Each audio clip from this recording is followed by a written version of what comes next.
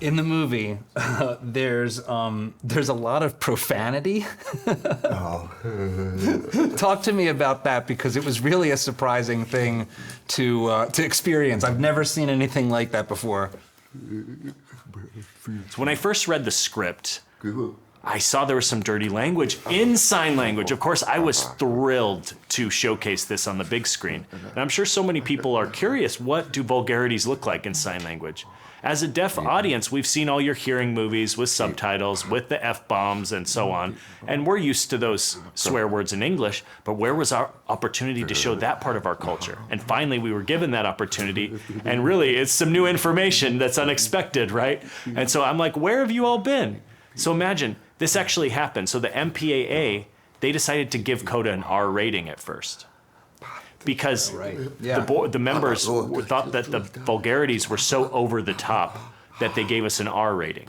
And so we actually, our entire team had to go back and forth with them, and they said, that's a part of deaf culture, that's a part of ASL. And finally, they reduced the rating to PG-13. And so it was a relief for everyone, but it was like shocking to them. But it was great when I read the script. I was like, it's about time to have that opportunity to show our colorful language. And it's even more over the top than a lot of people think. And when I read the script in English, of course, it's written in English, right? And that's the vision of our writer and director. And I know the intention behind the English, but I know the deaf cultural perspective on that. So sometimes the ASL can be even further and surpass what is written in English. And so it's a great benefit of sign language. There's so many possibilities.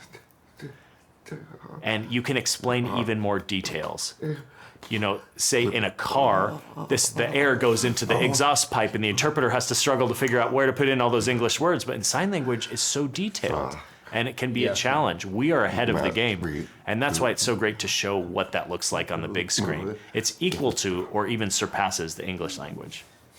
What's interesting about that is, so I grew up drawing, and so I love the image. And they say a picture's worth 1,000 words. And in a way, I feel like the expressiveness of the language is so much richer, especially with the profanity. Like, the profanity is not just a word, it's a visual expression. That's your face and your hands. And so maybe that's why the MPAA sort of struggled with it, because it's actually more impactful in a lot of ways, I think, than just hearing somebody say a cuss word. Absolutely. And to have that opportunity to surpass even what they expected was incredible. And sign language is such a rich language, and you really you can feel the impact even without spoken dialogue. You can feel so much emotion through the eyes and the facial expressions. That really tells you a lot. So believe it or not, you know, even without voiceover, you can feel the passion in sign language. And that scene with Ruby and her father Frank on the back of the flatbed pickup truck, everything was communicated through the eyes. And so I wanted to leave the audience to make their own interpretation of that scene, emotionally themselves, even without spoken dialogue. And at that moment, it was so powerful.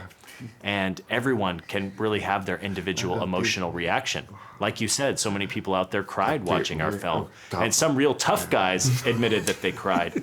I met Javier Bardem. And Javier Bardem, of course, was in No Country for Old Men, where he plays that hitman, right? And he's such a tough guy. And he admitted he cried like a baby. And I couldn't even imagine him crying, you know what I mean?